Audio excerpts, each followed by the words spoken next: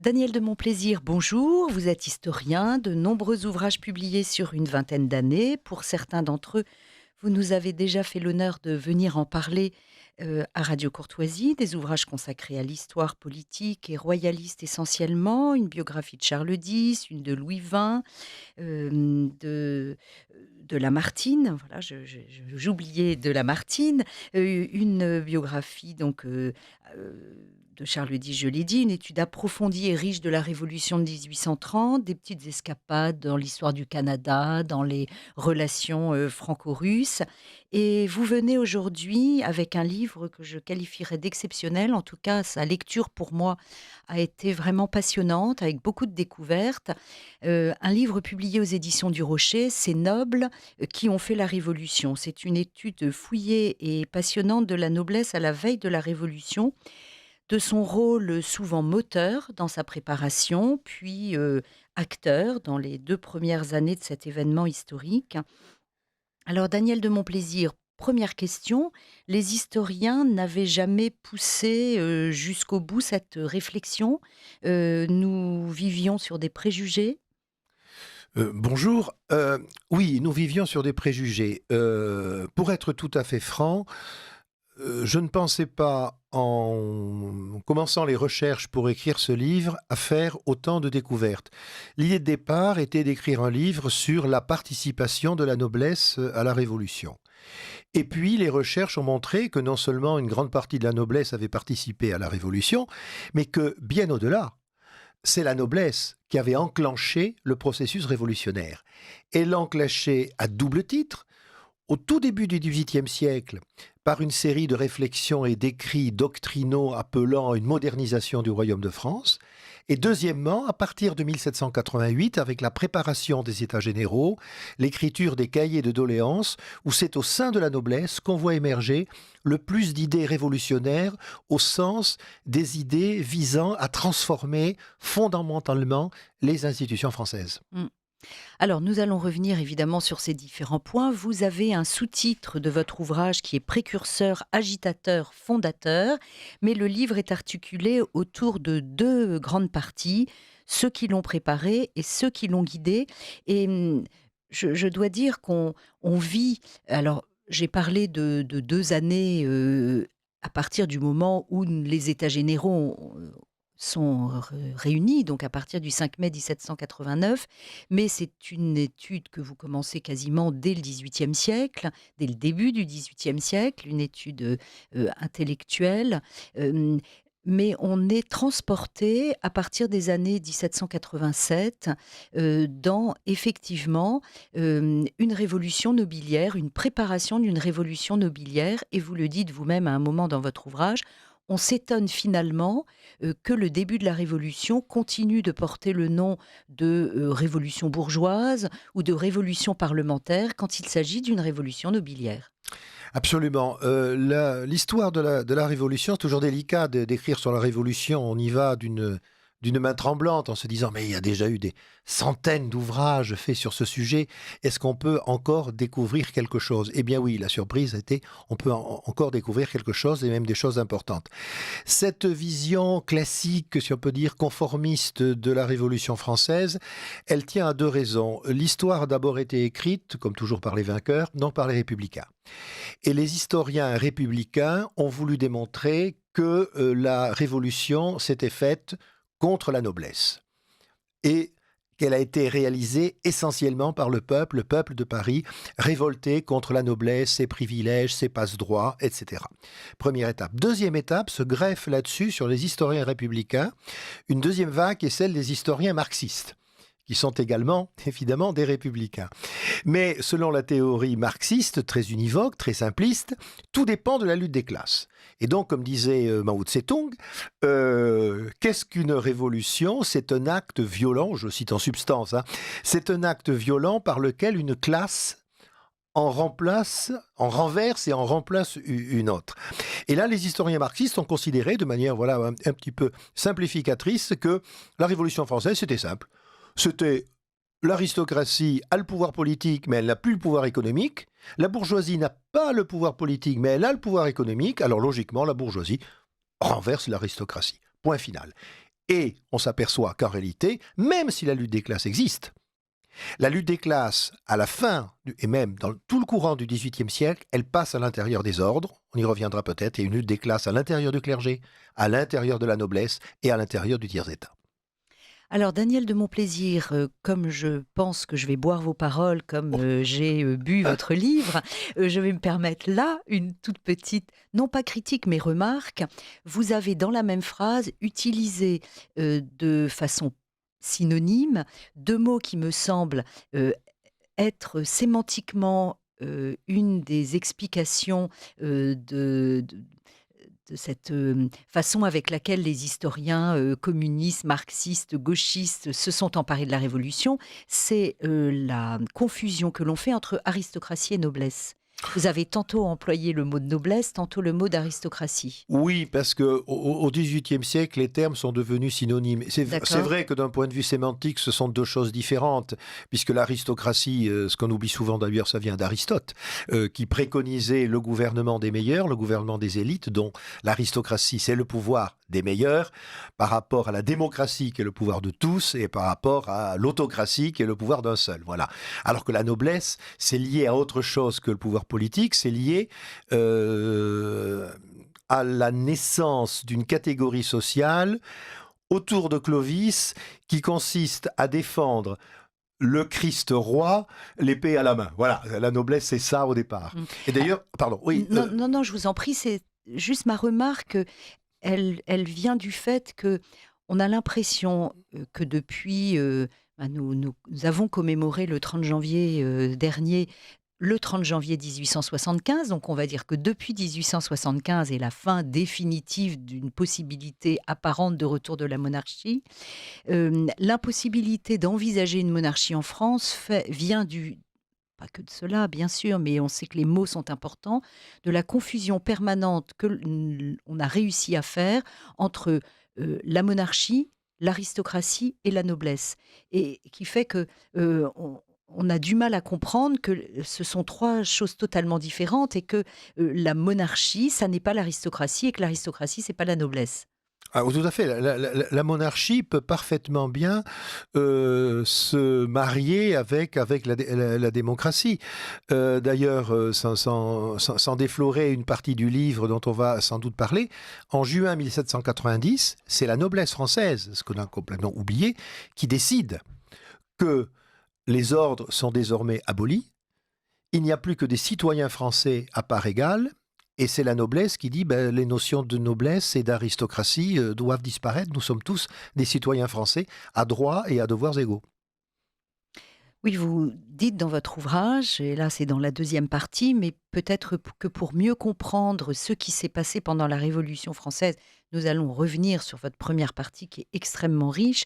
Mais effectivement, globalement, du 25 juin 1789 au 19 juin 1790, vous le dites, c'est la noblesse libérale qui est à l'œuvre. Et ça n'est qu'ensuite qu'elle va progressivement perdre de sa capacité de proposition, de sa capacité d'acteur, et qu'elle va être progressivement dépossédée de tout jusqu'à être abolie. Et donc là, la révolution populaire et sanglante et révolutionnaire va prendre le pas. Mais jusque-là, elle est profondément acteur et bien plus en avant dans les idées que ne le sont les gentils membres du tiers-État. Ah, on peut même dire que alors, le premier acte de réflexion révolutionnaire, il s'inscrit dans les dernières années du règne de Louis XIV, lorsque Fénelon est entouré des ducs de Beauvilliers et de Saint-Aignan, ce sont quand même des grands seigneurs du royaume.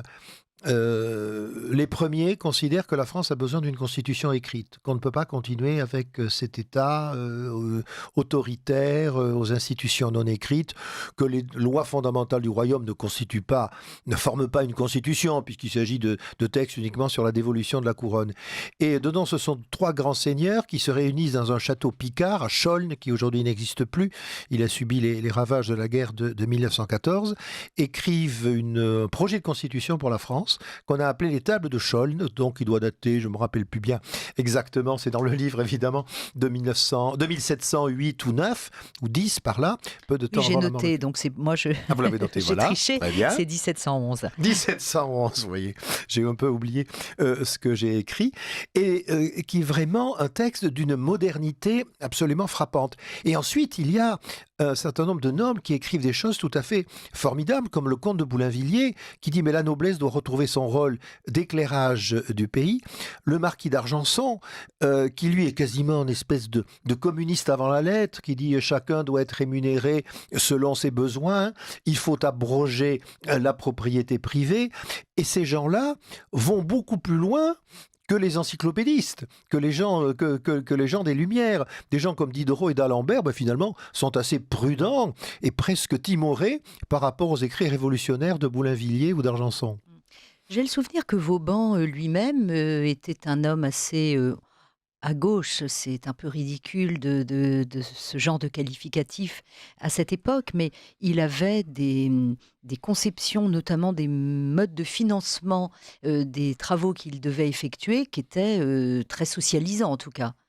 Alors Vauban fait partie du courant de ce qu'on appelait les physiocrates. Alors ça, c'est encore un peu autre chose. Ce sont des gens qui commencent à prendre en compte le fonctionnement de l'économie. La notion de richesse économique, de croissance, de sain financement des investissements, même déjà du mot investissement et mot financement, sont assez peu utilisés. Vauban fait partie de ce courant dit des physiocrates qui commence à réfléchir à ce que la façon d'organiser l'économie. Ils écrivent même un document qui s'appelle le tableau économique d'ensemble, qui inspire encore toujours aujourd'hui notre comptabilité nationale. Les idées révolutionnaires ne sont pas que politiques, elles sont également économiques. Alors, vous nous avez parlé donc de cette table de Chaulnes, de Boulainvilliers. On a on pourrait dresser tout un inventaire de noms que je me suis, moi, en lisant votre livre, évidemment, amusée à noter. Mais comme vous le venez de nous l'expliquer, on a tout un courant qui va donc durer presque un siècle, hein, puisque nous avons parlé de la date de 1711. Nous sommes encore sous le règne de Louis XIV et la Révolution démarra en 1789. Où on voit que la noblesse, chez des représentants qui ne sont pas d'obscurs personnages, hein, parce que pour beaucoup d'entre eux, ce sont des grands seigneurs. de grands seigneurs, exactement, assez répartis d'ailleurs sur l'ensemble du Oui. territoire. On ne peut pas dire que ce sont plutôt des Provençaux, plutôt des Normands. Non. C'est assez bien réparti. Ce qui sera un petit peu moins le cas d'ailleurs chez ceux qui deviendront les révolutionnaires du tiers-État. C'est plus groupé. Il y a les Bretons, il y a le coin d'Arras. Enfin, Oui, hein, les gens là, du Nord et de Bretagne. c'est beaucoup. ça. Là, on a un panel qui est beaucoup plus dispersé sur l'ensemble du territoire national et on s'aperçoit que ce sont effectivement tous les sujets qui sont abordés. La politique, les institutions, la question de la fiscalité et non pas... là aussi, ce à quoi vous vous attaquez dans votre ouvrage, ce préjugé extrêmement réducteur qui est que on s'occupe au moment de la Révolution, avec la convocation des États généraux, uniquement d'une seule chose, c'est de l'état des finances de la France. Ah oui, c'est loin, très loin d'être le seul problème. Là aussi, c'est pas pour critiquer mes prédécesseurs beaucoup plus prestigieux que moi, les grands historiens de la Révolution, se sont beaucoup focalisés sur cet aspect financier qui, moi, me paraît un peu superflu. Enfin, l'analyse est un peu superflue. Pour dire les choses, la France, la situation financière dramatique du royaume de France à la fin du XVIIIe siècle ne tient pas forcément à ce que l'on a dit, c'est-à-dire à une mauvaise répartition des impôts et au solde de la guerre d'Amérique. Soit dit en passant, si vous me permettez cette parenthèse à propos de la guerre d'Amérique, qui se termine en 1783, je ne comprends pas pourquoi elle aurait ruiné les finances publiques françaises, alors qu'elle n'a pas ruiné les finances publiques anglaises, et que l'Angleterre, pour soutenir la guerre d'Amérique, parce qu'elle défendait son Amérique coloniale, a consacré beaucoup plus de moyens que la France de Louis XVI. Alors pourquoi est-ce que l'Angleterre, qui a dépensé beaucoup plus d'argent que la France, se retrouve dans une situation financière moins mauvaise que la France? Moi, c'est quelque chose qui m'échappe. Deuxièmement, quand on regarde le solde des finances publiques après la guerre d'Amérique, mais il est assez facile à combler. Le déficit est beaucoup moins élevé que ce qu'est notre déficit actuel. Donc, je ne sais plus qui avait dit, mais n'importe quel financier à l'époque, d'un trait de plume, de quelques emprunts et de quelques réajustements fiscaux, aurait réussi à boucher ce trou financier. Et deuxièmement, ça c'est sur l'aspect dépenses dues à la guerre d'Amérique. Et l'autre aspect fiscal, c'est pas tellement que la France est un pays d'inégalité fiscale. La taille et le 20e, par exemple, sont également payés par la noblesse. L'inégalité fiscale n'est pas si élevée que ça. Ce qui est dramatique, c'est que l'État est incapable de maîtriser ses dépenses publiques, ce qui là aussi nous ramène un peu à la situation actuelle. La fiscalité française, à la fin du XVIIIe siècle, les prélèvements obligatoires, tels que j'ai pu les calculer, c'est à peu près 15 à 20% du produit intérieur brut. Aujourd'hui, vous savez, on est en année autour de 50. Mais surtout, et c'est ce que disent par exemple le Parlement de Paris, qui est composé d'une noblesse de robe, dont on a dit « Ah, mais ils ne veulent pas de réforme fiscale parce qu'ils ne veulent pas qu'on touche à leurs privilèges ». C'est pas ça, quand on regarde les textes et les motions et les remontrances, comme on disait, du Parlement de Paris. Qu'est-ce qu'ils disent, ces parlementaires? Ils disent « On veut bien augmenter les impôts, on veut bien approuver des emprunts, mais montrez-nous des comptes. Dites-nous à quoi sert l'argent. » Oui, c'est très contemporain, effectivement. Oui. À la fois, c'est rassurant. On se dit que finalement, chaque époque est concernée par les mêmes problèmes. Il y a un personnage qui a écrit quand même un très grand livre, qui est Tocqueville, qui a essayé d'analyser les causes de la Révolution française et qui l'a analysé de façon relativement pertinente, même s'il y avait son prisme de l'époque. Mais je trouve qu'en vous lisant, on sent tout de même en filigrane cette pensée de Tocqueville qui est que on vit dans un système institutionnel en France qui, malgré tout, est un système issu de la féodalité. Or plus rien n'est féodal dans la façon avec laquelle la France vit. Et là, je pense que Tocqueville avait quand même bien senti ce problème de la féodalité contre les nobles. La noblesse française a lutté quand même contre la disparition de la féodalité, alors que ça n'existait quasiment plus dans les faits. Alors, les reliefs, plus exactement, de la féodalité, parce qu'il ne reste vraiment, il reste plus énormément de choses. Quand on regarde, par exemple, ce qu'on a appelé les privilèges, les droits seigneuriaux, en réalité, c'était plus grand-chose. C'était plus symbolique qu'autre chose. Mais les symboles sont importants en politique. Et surtout, ce qui est important, c'est le ressenti. Vous savez, quand on dit aujourd'hui, les gens vous disent « Ah, il n'y a pas de problème d'insécurité, il y a un sentiment d'insécurité. Il n'y a pas de problème d'immigration, il y a un sentiment d'immigration. » Et là, au XVIIIe siècle, c'est un peu la même chose.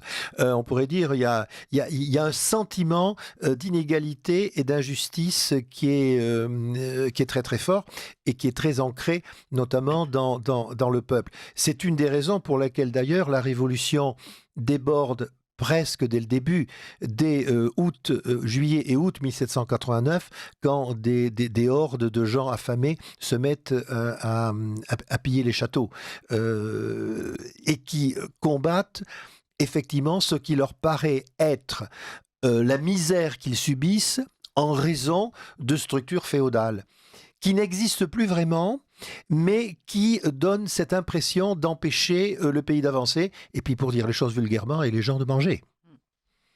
Alors, je rappelle, pardon à nos auditeurs de ne pas l'avoir fait déjà, que j'ai l'honneur de recevoir Daniel de Montplaisir pour un ouvrage qui vient de publier aux éditions du Rocher, Ces nobles qui ont fait la Révolution, et que nous parlons avec lui d'idées reçues et de découvertes, à la fois par vous, Daniel de Montplaisir, et par moi, la lectrice que j'en ai été, du rôle véritable de la noblesse dans la préparation et dans les débuts de la Révolution française. Alors, je disais tout à l'heure qu'on peut faire presque un inventaire de tous les noms de nobles qui se sont préparés à cette révolution, en tout cas dans les idées, parce qu'il y a quand même un bouillonnement intellectuel au début de ce XVIIIe siècle. C'est très impressionnant de voir combien on lit, combien on travaille, combien on produit d'ouvrages. Vous avez cité Fénelon, Saint-Aignan-Luynes, Boulainvilliers, d'Alembert, d'Argenson, Darcy, Mirabeau, Condorcet, Jeancourt, Pauline de Lézardière, Ah, Pauline, c'est Calonne, ça. La Rochefoucauld, le comte d'Entraigues, Adrien Duport, enfin voilà, tous ces personnages ont vraiment travaillé et ont vraiment produit des essais, des traités, des réflexions sur les idées qu'ils avaient. Donc on a une noblesse, là aussi, qui bouscule quand même des préjugés. Elle n'est pas que oisive. Ah oui, d'accord, elle a peut-être pas les mains dans le cambouis, mais elle travaille, elle produit, elle réfléchit. Oui, c'est pour ça que je parlais tout à l'heure de lutte des classes à l'intérieur de la noblesse, ce qui souvent n'a pas été vu. Vous avez une petite minorité de la noblesse, c'est moins de 0,5% de la population nobiliaire qui vit de façon oisive à la cour de Versailles. Et là-dessus, les idées reçues sont assez justes, ils sont oisifs. Ils ne font rien, ils ne vivent que d'intrigues, ils sont d'un conformisme absolu, ils sont surtout d'un conservatisme et d'un esprit réactionnaire total qui veulent que rien ne change, assis sur leurs petits privilèges. C'est effectivement une véritable caricature qui existe autour du roi et d'un Louis XVI très faible qui laisse faire, qui ne réalise pas les besoins d'évolution du pays. Et puis vous avez 99% de la noblesse française qui souvent vit sur ces terres, même si certains sont très très riches, comme le duc d'Aiguillon, un des acteurs principaux, on en reparlera peut-être de la Révolution, qui est une des plus grosses fortunes du royaume et qui vit sur ces terres et qui réalise effectivement qu'il faut faire bouger les choses. Pardon. Et ces gens-là, ils ont du temps pour lire, ils ont du temps pour écrire. Et alors il y a une espèce aussi d'émulation entre eux. On écrit des notes, des traités, des pamphlets, on se les échange, on se les montre. Et dans des conditions relativement libres, ils échappent souvent à la censure, comme par exemple le marquis d'Argenson, qui a pu écrire de véritables brûlots presque pré-marxistes, parce que comme ils appartiennent à la noblesse, on n'ose pas les censurer. Alors si vous vous appelez Dupont, évidemment, vous encourez la censure. Si vous êtes le duc d'Aiguillon ou le marquis d'Argenson, dont le frère en plus était ministre de Louis XV, évidemment, vous pouvez faire à peu près, écrire à peu près ce que vous voulez. C'est très caractéristique cette attitude lors de l'ouverture des États généraux. Quand vous comparez le discours de Barentin et le discours de Necker, il y en a un dont on pourrait se dire il n'est pas de noblesse française, il est protestant, il va y aller, il va être hyper révolutionnaire, pas du tout. Il fait un discours d'abord assommant, extrêmement long et très classique, Oui. très conformiste. Et puis vous avez Barentin dont vous pouvez vous dire qu'au contraire, il va être le noble réactionnaire attaché à ses privilèges. Quand on lit son discours, enfin, j'ai relu, Oui. il mâche pas ses mots, hein. Il faut lire le discours de Barentin, c'est absolument extraordinaire, parce que cet homme, il est là pour introduire les États généraux, c'est le chancelier, voilà, l'équivalent aujourd'hui de notre garde des Sceaux, ministre de la Justice, un peu Premier ministre, etc. C'est l'homme, en tout cas dans la hiérarchie de la cour, l'homme le plus important, dont on pense évidemment qui défend qui défend les acquis, et pas du tout. Il dit, oui, c'est vrai, ce royaume, il faut le faire changer, il faut le faire évoluer. Et puis derrière, il y a Necker, qu'on a longtemps considéré comme un homme prêt à faire des réformes, qui lui, au contraire, mais lui, vous savez, il met l'éteignoir sur tout. Non, il n'y a pas de problème, je vais vous présenter les comptes, ils sont absolument incompréhensibles. Je vais arranger tout ça, mais surtout, il ne faut rien changer. Et d'ailleurs, après, sans anticiper, lorsque les nobles dans l'Assemblée nationale proposent un certain nombre de réformes, Louis XVI demande à Necker de tout faire pour s'y opposer. Barentin et Necker sont complètement à contre-emploi l'un de l'autre.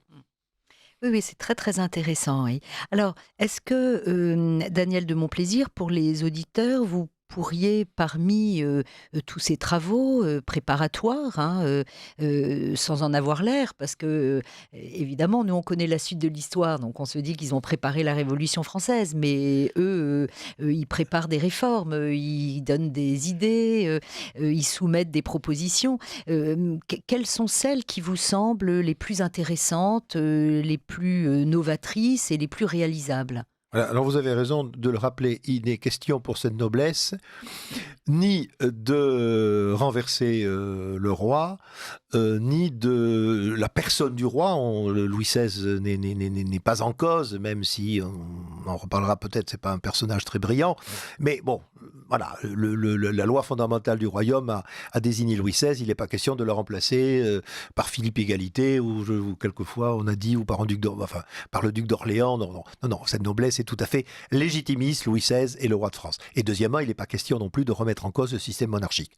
Mais on veut une constitution, c'est-à-dire que les règles de fonctionnement des pouvoirs publics soient simples, opposables, compréhensibles par tout le monde. Donc il faut une constitution. On est très inspiré, ça c'est grâce à Lafayette, ou par Lafayette, ou à cause de Lafayette, diraient ses adversaires, par la Constitution des États-Unis. Donc première chose, une constitution pour le royaume. Deuxièmement, une déclaration des droits de l'homme. Parce qu'il faut en finir avec l'arbitraire, en finir avec les lettres de cachet, avec les détentions arbitraires, avec la censure. Donc, une déclaration des droits de l'homme qui comporte un certain nombre de libertés. La liberté d'expression, ça n'est pas rien quand même de penser la liberté d'expression à la fin du XVIIIe siècle, ce qui veut dire la liberté de la presse, notamment. Ensuite, sur le plan fiscal, l'abolition des droits seigneuriaux et des privilèges. Les Français sont tous des citoyens, quelle que soit leur origine sociale. Égalité devant l'impôt, égalité devant les charges publiques. Également, ce qu'on a moins souvent souligné, transformation de la justice de façon à ce que la justice soit égale pour tous. Et déjà dans les propositions qu'on trouve notamment dans les cahiers de doléances de la noblesse, principe de gratuité de la justice. Finalement, on mettra des dizaines d'années à arriver à ça. Et même dans quelques cahiers de doléances de la noblesse, on voit se dessiner l'idée d'un système d'éducation nationale accessible à tous. Si ce n'est pas de la révolution, ça, franchement... Oui, et d'ailleurs, vous insistez à plusieurs reprises dans votre ouvrage, pour vraiment bien attirer l'attention de votre lecteur là-dessus. Vous avez bien raison sur le vocabulaire. Moi, j'ai été quand même très surprise. On dit souvent que Louis XVI est le premier à avoir utilisé le mot nation et que derrière cette utilisation, il y avait toute une pensée qui faisait qu'il ne croyait plus au fait qu'il incarnait la nation et donc déjà il annonçait une autre souveraineté. Mais peut-être, mais en tout cas, on est frappé dans toute la liste des personnages que j'ai donnés et dans tous leurs écrits, de voir l'utilisation d'un vocabulaire qui est, pardon de ce terme qui est souvent galvaudé, que j'aime pas trop, mais qui est très moderne, c'est-à-dire qui annonce le vocabulaire qui sera utilisé plus tard par les révolutionnaires. Alors on trouve les mots très souvent de liberté, d'égalité, fraternité, pas encore. J'avais remarqué aussi que quand on dit on cite Saint-Just qui dira, je crois en 1792 ou 13, le bonheur est une idée neuve en Europe, c'est tout à fait faux. Fontenelle en 1724 a publié un essai sur le besoin de bonheur des populations. Donc beaucoup de termes effectivement qu'on considère comme dus à la Révolution, à la République, sont déjà existants. Le terme, on le répète, mais le terme de citoyen par exemple, la notion de citoyenneté et la notion de nation. La notion de nation est déjà assez ancienne. C'est pas Louis XVI qui l'a utilisé le premier, loin de là. Oui, j'avais noté que des mots comme même parti national... Parti national, oui. Il existe un parti national qui a été créé, effectivement, par des aristocrates, enfin des nobles. Pardon, des nobles parisiens. Oui, oui, bien sûr. Et même, parfois, on est un peu étonné d'avoir une impression de surprise et de spontanéité lors des débuts de la Révolution française, alors que certaines personnes ont annoncé, même bien avant la décision de la convocation des États généraux, que s'il y avait États généraux, ça déboucherait sur une Assemblée nationale. Donc, tout ça était vraiment dans les têtes dès les années 1787-88. Oui, c'est dans les têtes et elle a à double titre, c'est ça qui est assez intéressant, c'est qu'il y a d'un côté l'idée, notamment chez Boulainvilliers, vous avez bien fait de citer également le comte d'Entraigues, de revenir aux origines de la monarchie où le roi ne pouvait rien faire sans l'accord de l'Assemblée nationale. Et on utilise déjà ces termes. Donc il y a un aspect retour en arrière. La monarchie absolue, c'est quelque chose pour eux qui est une dégradation de l'idée monarchique et qu'il faudrait revenir en effet au premier temps des rois mérovingiens carolingiens qui ne faisaient rien sans l'accord des représentants du peuple. Alors ça, c'est l'aspect retour en arrière, mais ce retour en arrière est en effet extraordinaire extrêmement moderne, puisque ça correspond également aux aspirations vers une certaine forme de démocratie. Alors là, le mot démocratie, il apparaît pas encore tout à fait, encore qu'il existait déjà chez les penseurs antiques, et tous ces nobles qui écrivent, qui réfléchissent, tout ça, ils le savent, ils ont lu Erasme, ils ont lu Baudin, ils ont lu Hérodote, ils sont extrêmement érudits. Quand on présente ça comme des gens sur leur terre qui ne pensent qu'à tirer l'épée, pas du tout. Ils ont eu le temps de s'instruire et ils y prennent un immense plaisir et un plaisir également à transformer ces connaissances qu'ils ont acquises en vecteurs de progrès pour l'avenir. Vous appréciez cette émission? Alors aidez Radio Courtoisie à en produire d'autres. Rendez-vous sur soutenir.radiocourtoisie.fr. Merci d'avance. Chers auditeurs de Radio Courtoisie, vous écoutez les Mardis de la Mémoire et je reçois aujourd'hui Daniel de Montplaisir, historien, auteur de nombreux ouvrages, une biographie remarquée de Lamartine, une de Charles X, une étude de la Révolution de 1830, oui. Et aujourd'hui, vous venez nous présenter votre dernier ouvrage, Ces nobles qui ont fait la Révolution, aux éditions du Rocher. Je voudrais revenir avec vous, Daniel de Montplaisir, sur le terme de recherche du bonheur dont vous avez parlé tout à l'heure, parce que la Révolution française, telle qu'elle va rester à l'issue de à peu près de la dizaine d'années qu'elle va faire subir à la France dans toutes ces différentes acceptions, il y a quand même aussi une révolution métaphysique. Et cette révolution métaphysique, on s'aperçoit qu'elle précède également cette révolution et qu'elle est aussi faite par la noblesse, avec la fin du tout, recherche du salut. On ne pense pas qu'à la vie éternelle, on pense à la terre, on pense au bonheur sur terre, et là aussi c'est révolutionnaire, et là aussi c'est effectué par la noblesse. Ben, commence dès le début du XVIIIe siècle à se faire rejeter une idée selon laquelle plus on souffre sur terre, plus on a de chances d'accéder à la vie éternelle. Et beaucoup de gens, je citais tout à l'heure par exemple le comte de Boulainvilliers ou le marquis d'Argenson, disent, bon, je vulgarise un peu à leur terme, mais ça suffit, c'est billevesé.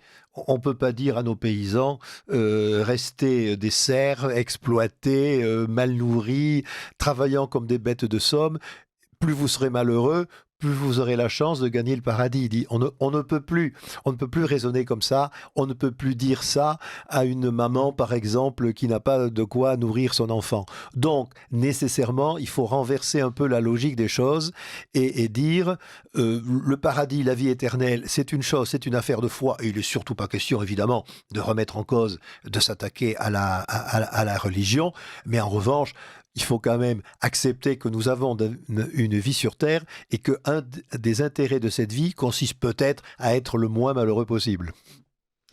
Alors, un autre volet de la période qui précède la Révolution, et où là aussi il est intéressant et juste de remettre la noblesse à sa place, c'est cette première révolution industrielle qui va se voir stoppée par la Révolution française, qui redémarrera donc ultérieurement et avec du retard par rapport à l'Angleterre, et où la noblesse est très présente, et pas uniquement justement dans ce courant de la physiocratie et de l'agriculture, etc., mais dans beaucoup de domaines. Alors, il y a dans une grande partie de la noblesse française qui vit sur ces terres, des gens qui sont également très attirés par les progrès scientifiques. C'est moins dans l'industrie que dans l'agronomie qu'on fait de gros progrès. Un député de Gironde, dont j'ai hélas oublié le nom, je suis absolument confus, mais il apparaît dans le livre, construit en banlieue de Bordeaux, à Pessac, une ferme modèle qui cherche à cumuler tous les progrès possibles de l'agronomie, et c'est une des raisons pour lesquelles d'ailleurs il va être ensuite élu député, quoique noble, il va être élu député du tiers-État de Gironde en raison du travail remarquable qu'il a fait de manière à améliorer les rendements de la terre, parce que il faut que la terre rende davantage, qu'elle nourrisse davantage mieux les gens, et ça, une grande partie de la noblesse. Je citais aussi tout à l'heure le duc d'Aiguillon, qui est un grand seigneur, qui finance beaucoup de travaux, la famille de Falloux également dans la région de la Loire, et bien d'autres font des travaux, des recherches scientifiques pour améliorer le sort des gens, d'une part. Et puis d'autre part, oui, effectivement, il y a une partie de la noblesse qui investit aussi dans l'industrie, qui commence un peu à boursicoter. Oui, avec l'idée de Oui, il n'y a gagner de plus de l'argent. dérogeance, hein. Ça, c'est pareil. Non, oui, alors, non, la dérogeance a quasiment disparu. C'est quelque chose d'assez hypocrite, la dérogeance. C'est-à-dire que quand le gouvernement trouve qu'un noble s'agite un peu trop et qu'on apprend effectivement qu'il exerce un travail, alors on lui tombe dessus en lui disant, en fait, si vous voulez, on lui en veut pour ses mauvaises idées, mais pas parce qu'il a dérogé. En réalité, quand on a les moyens financiers, tout le monde boursicote. Dans les campagnes, souvent, les petits propriétaires terriens, bien qu'appartenant à la noblesse, il arrive qu'ils manient la charrue et qu'ils rentrent le grain. Et qu'ils vendent au marché. Voilà. Certains font du commerce également, vendent leurs produits eux-mêmes. Oui, la notion de dérogeance, c'est quelque chose de... Comme vous parliez tout à l'heure de la féodalité, qui existe encore en théorie, mais qui en pratique a presque complètement disparu. Alors, parlons peut-être des cahiers de doléances, si vous le voulez. Ah oui, pour ce qui est des scientifiques, je voulais dire à nos auditeurs que grâce à votre livre, Daniel de Montplaisir, je me suis replongée. Alors, j'étais très surprise de voir que c'était très difficile à trouver en publication. Je me suis replongée dans les récits du comte de la Pérouse, de son voyage, parce que vous parlez de façon très amusante d'une expression qui pour nous est évidente, la partie visible de l'iceberg. Oui, ça vient de la Pérouse. Oui. Et c'est ça. Et en fait, il a fallu attendre la Pérouse pour savoir qu'il y en avait davantage sous l'eau qu'au-dessus de l'eau. Ouais. C'est dans ces voyages que la Pérouse a découvert ça, que les icebergs dont on connaissait l'existence, mais la partie immergée ne représentait quelquefois que 5% de la partie émergée, que 5% de la partie immergée, d'où après cette expression, la partie visible de l'iceberg vient effectivement du courrier que la Pérouse envoyait avant évidemment de se faire tuer, envoyait régulièrement sur ses découvertes. Oui. Mais c'est vrai que cette phrase prononcée par Louis XVI, attend des nouvelles de Monsieur de la Pérouse, et qui est souvent une phrase qui sert à le ridiculiser comme son rien dans son carnet de chasse, est une phrase tout de même assez sympathique malgré tout, parce qu'on oublie qu'il est parti depuis 1785, la Pérouse. Ah oui, peut-être même 83. Oui, il a 4 ou 5 ans de voyage. C'est ça, donc ça fait quand même très longtemps, et on a envoyé sur ce bateau des tas de scientifiques pour faire des observations extraordinaires. Enfin, il est quand même allé en Alaska, il est allé à l'île de Pâques.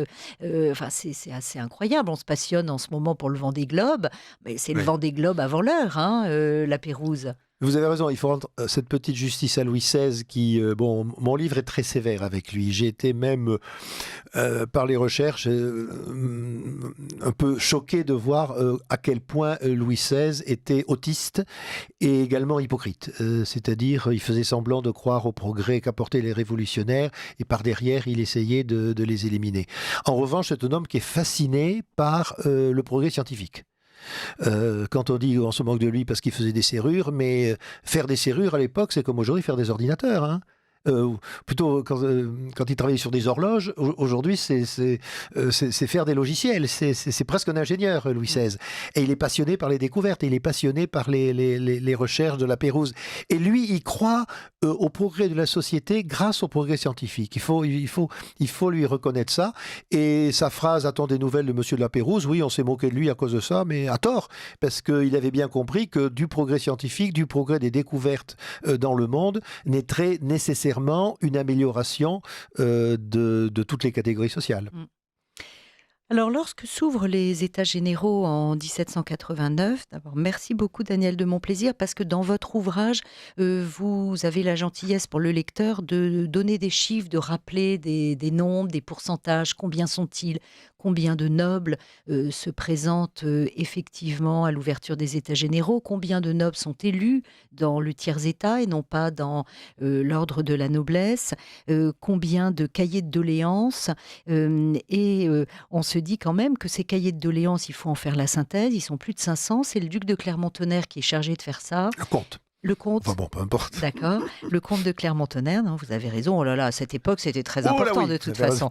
Donc, le comte de Clermont-Tonnerre, et il va en faire la synthèse le 27 juillet. Alors, on a lu la synthèse, il y avait un compte-rendu écrit, Ah oui, oui, oral. tout à fait. Le comte de Clermont-Tonnerre, effectivement, aidé d'autres collègues, fait la synthèse de ces cahiers de doléances. Il y en a à peu près 150 qui sont arrivés jusqu'à nous et que j'ai eu la curiosité de lire, ce qui n'est pas toujours facile parce que la plupart, évidemment, n'ont pas été dactylographiés.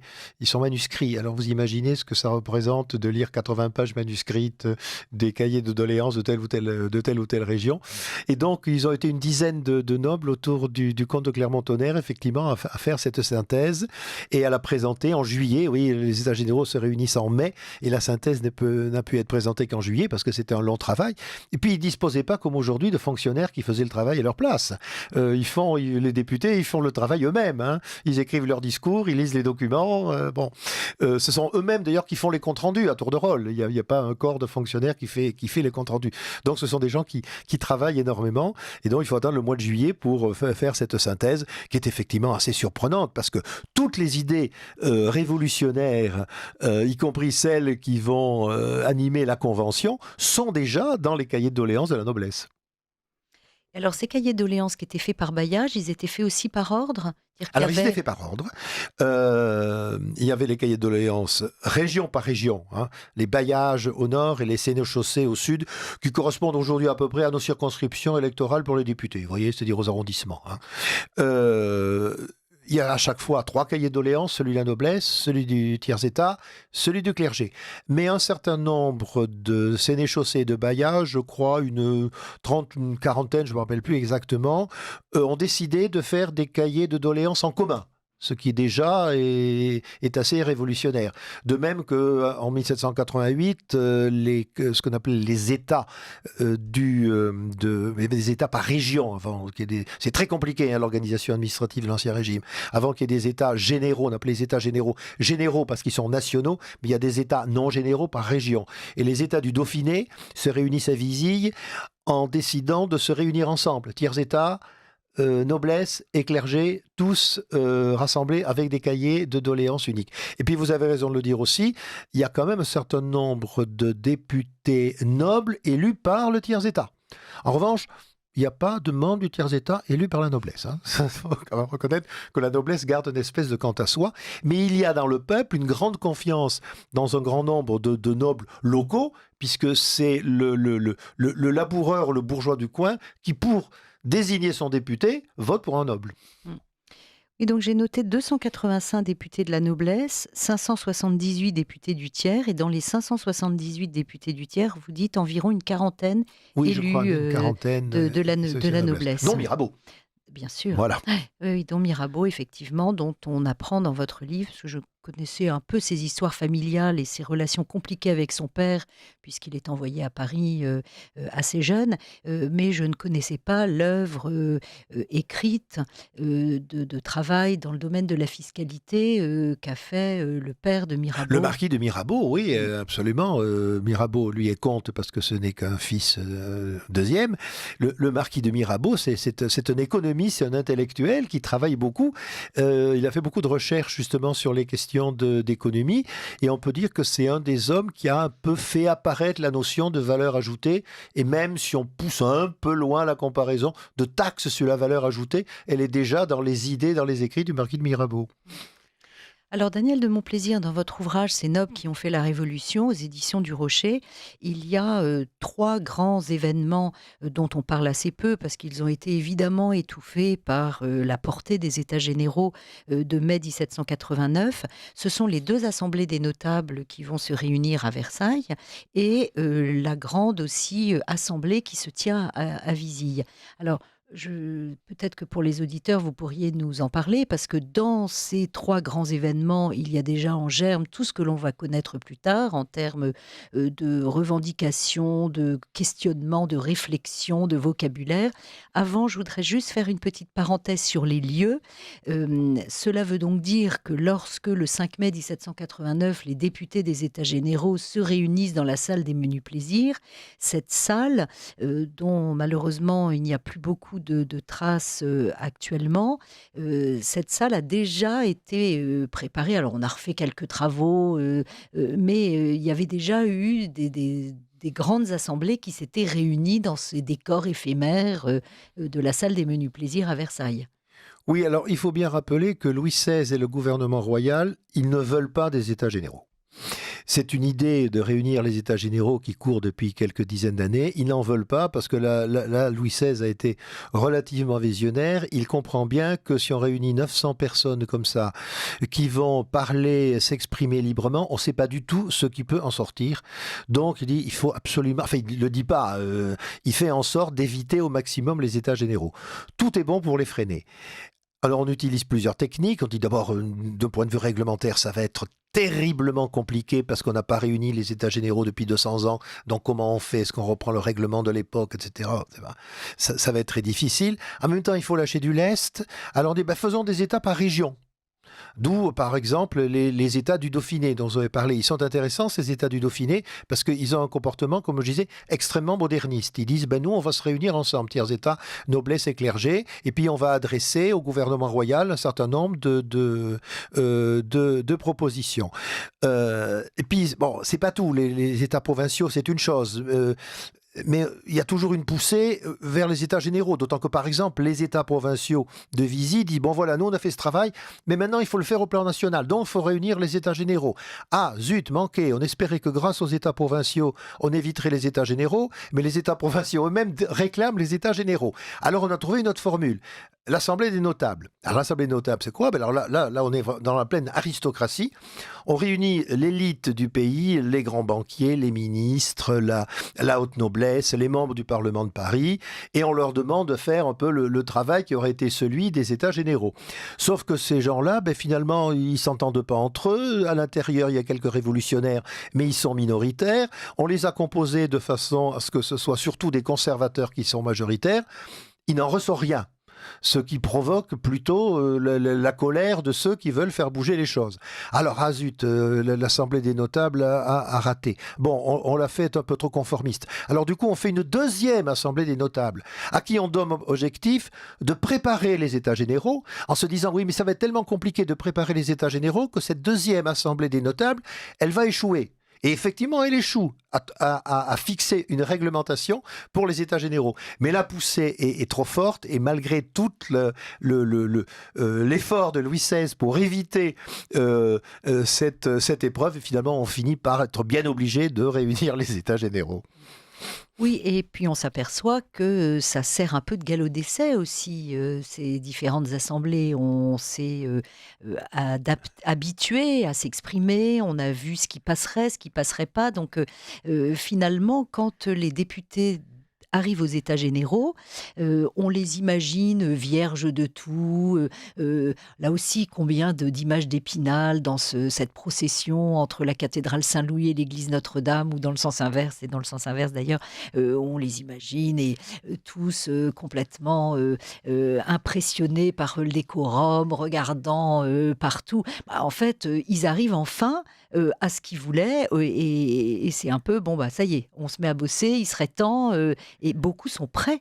Tout à fait. Et alors, ce qui est amusant, si on peut dire, c'est que toutes ces manœuvres dilatoires du gouvernement royal pour éviter les États généraux à travers les États provinciaux puis les assemblées des notables, ça n'aura servi en fait qu'à préparer les États généraux, parce que comme vous le dites, les nobles, les bourgeois, les membres du clergé, déjà ils ont pris l'habitude de se rencontrer, de discuter entre eux, d'échanger des idées, de sorte que lorsque les États généraux sont enfin réunis, beaucoup sont prêts. Ils ont déjà appris comment on pouvaient discuter, faire des propositions. Ils sont déjà un petit peu aguerris à cet exercice parlementaire. Oui, d'autant que certains se connaissent très bien et vous débutez votre ouvrage par une conversation, non pas imaginée, mais évidemment, vous n'étiez pas là, Non, je n'étais pas là. donc restituée, on va dire, une Restituée, conversation voilà. restituée entre deux personnages qui viennent de la même région, qui sont tous les deux de la noblesse et qui sont en train de se demander ce qu'ils vont faire, est-ce qu'ils vont rallier le tiers-état ou pas.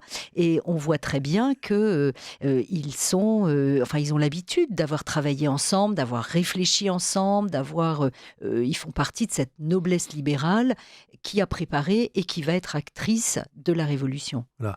Ah oui, d'ailleurs, vous vous rappelez un instant qui était assez amusant, ça se passe en juin 89. Vient de se produire ce qu'on a appelé le coup d'État du tiers, c'est-à-dire le tiers-État dit bon, ben, ça suffit maintenant ces réunions séparées entre noblesse, clergé et tiers-État. Nous représentons 90%, même plus, de la population française, dont nous nous instituons en Assemblée nationale. Et si le clergé et la noblesse ne veulent pas travailler avec nous, tant pis pour eux. De toute façon, c'est nous qui représentons l'essentiel du peuple. Et alors, il y a deux petits nobles, le comte d'Agoult et le marquis de Blacon, qui sont des élus du Dauphiné, qui se prennent la tête, comme on dirait aujourd'hui, et disent qu'est-ce qu'on fait? On les laisse faire? Et finalement, on abandonne tout, on se met du côté de la cour et on ne fait que freiner les évolutions, ou au contraire, on les rejoint. Alors, ils hésitent beaucoup. Ils disent, mais est-ce que nos collègues de la noblesse vont pas nous désavouer? Et puis, ils disent, non, le bon sens, c'est de travailler ensemble. Allez, on y va. Et donc, en juin 89, il y a deux députés isolés, le marquis de Blacon et le comte d'Agoult, qui décident tout seuls d'aller rejoindre les députés du tiers-État à l'Assemblée nationale et de travailler avec eux. Quelques jours après, ils sont suivis par 45 autres députés de la noblesse. Et là, après, Louis XVI craque. Il dit, bon, allez, si toute la noblesse veut aller siéger avec le tiers-État, qu'elle le fasse. Vous citez d'ailleurs, Daniel de Montplaisir, dans votre ouvrage Ces nobles qui ont fait la Révolution, les 47 nobles qui vont se rallier dès les 25 et 27 juin 1789. Et d'ailleurs, régulièrement dans votre ouvrage, vous citez des noms de personnes un peu oubliés, les 3 députés du tiers-État qui ont eu une action, je ne sais plus laquelle. Enfin, régulièrement, voilà, vous nous citez des personnages en nous disant, ne les oublions pas, ils ont été des acteurs importants du début de cette période. Alors certains sont des acteurs importants pour déclencher les choses, comme les deux que je citais, le comte d'Agoult et le marquis de Blacon. En revanche, ensuite, ils se sont fait plutôt discrets. Alors ce qui arrive souvent d'ailleurs, vous en avez quelques-uns comme ça, on dit, ce sont des... Je les ai appelés les pionniers, ou certains de ces pionniers deviennent des fondateurs, c'est-à-dire continuent à travailler au sein de l'Assemblée nationale pour imposer des réformes. Et puis d'autres, on a l'impression ils sont stupéfaits par leur propre audace, et à partir de là, ils ne font plus grand-chose. Mais ils ont quand même enclenché un processus. D'ailleurs, en sous-titre de votre ouvrage, il y a donc précurseur, acteur, agitateur, fondateur. Et voilà, il y a tous ces différentes manières d'aborder la Révolution française. Alors, il nous reste 2 minutes, je crois, Daniel de Montplaisir, comme vous l'avez dit au début de cette émission, on va avoir beaucoup de mal à rentrer dans le vif du sujet de ceux qui ont agi, la deuxième partie, c'est-à-dire finalement cette année où la noblesse libérale a en main la Révolution, d'abord les États généraux, puis la Révolution, avant qu'on ne bascule vers une révolution, vers ce que Benjamin Franklin appelait le vortex. Alors peut-être un petit résumé, puis on promet à nos auditeurs qu'on fera au printemps une seconde partie à cette émission. Avec plaisir. Alors du coup, pour être simple et bref, cette noblesse libérale, au sein de l'Assemblée nationale, elle a le pouvoir. C'est même frappant de constater que c'est elle qui parle, c'est elle qui amène les idées, que les députés du tiers-État lèvent modestement le doigt, j'exagère à peine, pour dire on est d'accord. C'est le cas par exemple de Robespierre, député du tiers-État de Picardie ou de l'Artois, je me perds toujours dans ces régions du Nord, qui lève de temps en temps le doigt pour dire simplement je suis d'accord. On n'imagine pas l'ardent chef de la Convention plus tard. Donc à l'Assemblée nationale, ils ont le pouvoir. C'est eux qui décident de tout et c'est le tiers-État qui suit, mais ils n'ont pas le pouvoir dans la rue. Et c'est ça, cette absence de pouvoir dans la rue, c'est la rue qui va déborder, et c'est la rue qui va enclencher la deuxième étape de la Révolution, où là, la noblesse se trouve effectivement complètement laminée, mais elle aura eu le temps de faire la déclaration des droits de l'homme, l'abolition des privilèges et l'embryon de constitution. Oui, c'est-à-dire que lorsque nous aborderons cette seconde partie d'émission, nous serons à un moment, à la fin en tout cas, où la noblesse s'est progressivement défaite de ses droits, pendant que la rue progressivement a pris tous les droits. Exactement. Mm. C'est exactement ça. C'est le bascule de la Révolution. Mm. Merci beaucoup Daniel de Montplaisir. Je rappelle le titre de votre ouvrage, c'est Nobles qui ont fait la Révolution aux éditions du Rocher. Et rendez-vous à mardi prochain pour nos auditeurs et à dans quelques mois pour une seconde partie consacrée à cette période passionnante et à ce livre très enrichissant. Merci Et Daniel de merci à vous Montplaisir. et avec grand plaisir pour se retrouver.